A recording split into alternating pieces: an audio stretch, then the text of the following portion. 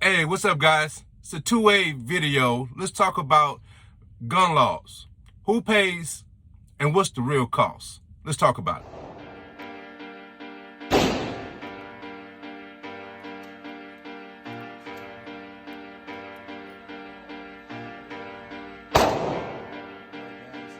It's good, but it also has a function. And that's one of my things.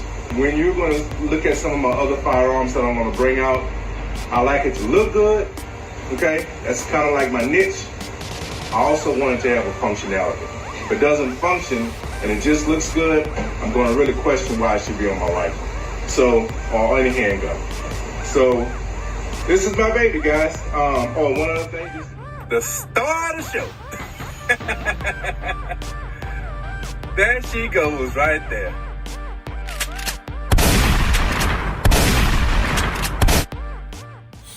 Hey, what's up, guys? Look, this video was sparked by a conversation I was having with a brother.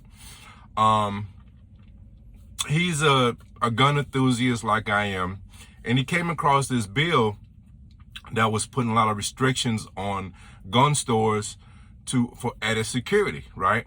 So I don't like to get into the discussion unless I understand a little more details about it. And he was kind of vague. So I went and I looked at it, and I saw what he was talking about.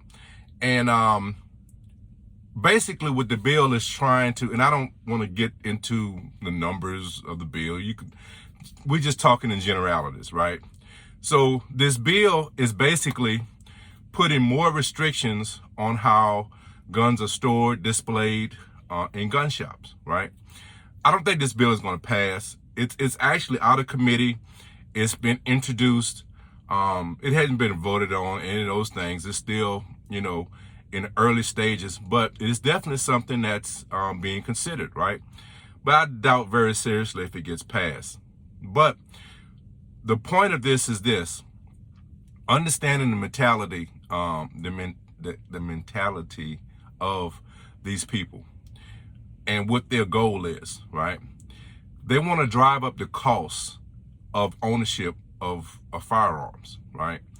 The bill wants ridiculous restrictions on how guns are displayed, individual locks, vaults. It would require so much for a gun shop that it would make it, extremely expensive for the gun store to exist, right? One of the flaws when I was reading it was these things have to exist while they're open. I said, make it simple. Just stay open 24 hours. You never have to store them. But that's just me being silly, right? But the thing about it, and the whole point to this is that they try to drive up the cost of gun ownership, okay? Because of course, if it costs an extremely amount to run the gun store, right, that cost is going to be passed on to us. And look, guns are not cheap. They're not, inexpensive at all, by no stretch of the imagination. You start adding these other costs to them, and it's, it becomes real taxing, and the whole narrative to what they try to do is drive up the costs, okay? But what that does is it doesn't, to me, I look at it like this. So your average person, the person who is struggling to make ends meet, where do they mostly live, right? They live in probably the places where they need protection, right?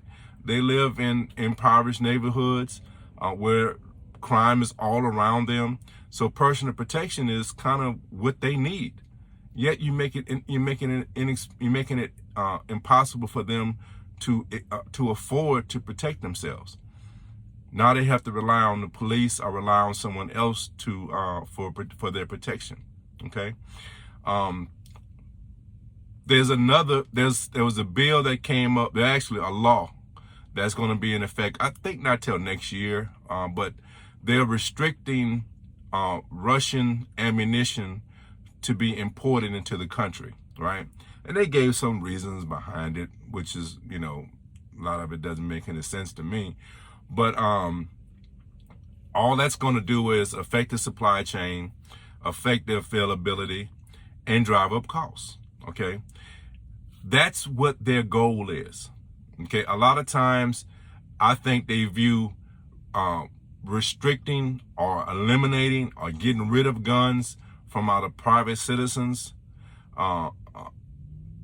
They say, well, you know what? Let's just make it so expensive they can't afford it, okay? Or discourage them from buying it because it's so expensive. That's how they attack. They can't take them off the shelves. They can't take it out of your hands, right? They just want to make it more expensive for you to afford it, okay? And that's so unfortunate because who really pays? The people that really need it, right? The people who are the poor people who living in the areas that are riddled with crime, right? These are the people that need it the most. Not the person that has the private security, the gated security, people who can call 911 and police are there in 5 minutes. It's the people who pick up the phone and call 911 and it takes 30 minutes for someone to arrive. And they're arriving with their guns drawn, ready to shoot first thing that moves. You see what I'm saying? So they're creating a dangerous atmosphere because they recognize, in my opinion, they recognize that gun laws are not effective. They're not going to be, they're not getting guns out of people's hands. So they want to make it more expensive for ownership. Okay? And that's a dangerous game. It's extremely dangerous. And we have to combat that by understanding what these politicians and these lobby groups are trying to do, and combat it, and really support these groups that are doing just the opposite, that are fighting for our gun rights, that are supporting us having affordable guns, you know, and we have to have a conscious effort, just as diligent as they are of stopping us from having our exercising our Second Right Amendment, right? We have to be just as diligent to protect it, because there's a concerted effort. And what that effort is really about power. I've said in other videos, and this is what I recognize. It's about power. Because if they can take the guns out of your hand and not give you a tool, a mechanism to protect yourself, then you have to rely on them for your protection. And anytime you allow someone else or grant or give that right away and allow someone else to protect you, they have power over you. That's what it's all about. People, open your eyes, recognize what's happening. They're trying to gain power over you. It's not about your safety, okay? People, you know, drive this narrative, man. We get guns off the street, we'll be more safe. Now, sure, illegal guns, I get that. Legal guns, I don't get it. I don't understand why you want to restrict law-abiding citizens from having guns. Why are you making it so expensive for law-abiding citizens to protect themselves? Why are you making it so expensive to have law-abiding citizens to have the ability to train? The Russian ammunition that they're trying to ban from coming in the States, most of it is training ammunition. It's full metal jacket ammunition for the most part, and that's the ammunition most people use to train. And they want to drive those costs up, you know. So there's a concerted effort, man, to gain that power over you. That's what this whole thing is about. Because if you know, look, man, anytime you don't have the ability to protect yourself, someone else will take that job and have power over you. Please understand what I'm trying to tell you. That's what this is all about. Anytime you see a law, anytime you see something that look, instead of putting more restrictions on gun shops, right? Because look, when I go to a gun shop, the first thing I'm looking at is my environment. I'm looking at security. Okay? Are there bars? A lot of the high-end places don't have bars, right? But I see the sensors. I'm always looking for the little bit of things, right? I look at the doors, right? I see the sensors. I see the cameras, right? I see the people, the employees. They have sidearms. Okay? I see how they handle the weapons. I see safety. There is no issues with these gun shops. Yet they're trying to drive the cost of these gun shops to exist to drive up the costs. Drive up the costs, discourage people from buying weapons. Lack of self-defense. You're relying on someone else. You're losing your power. That's all this is about. That's all this is about. So when we was having that discussion and I broke it down to him, he was like, man, I can't believe it's that simple. And I said, think about it, man. It's just that simple.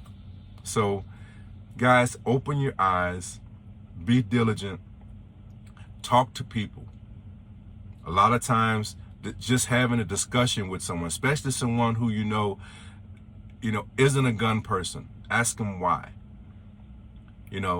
Because once they become more familiar, they have a more understanding of why these people drive these restrictions on guns, these gun laws, why they're driving these things, and have them understand, break it down to them that it's not about your protection, it's about gaining power. Then they can start understanding and see the big picture. You see what I'm saying? So that's my message for you today. Be careful of how you take in this information, and be proactive and talk to your people. Talk to the people, your friends, your family. Talk to these people and have them understand why these things happen. Don't buy into the propaganda that, gun safety is about your safety. It's about power. That's what it's about. So that's my message for you today. I hope I was able to entertain you. Hope you was able to learn something. And guys, like I always say in my videos, take care of each other, love each other. And guys, be blessed. Ready Kev is out. Peace.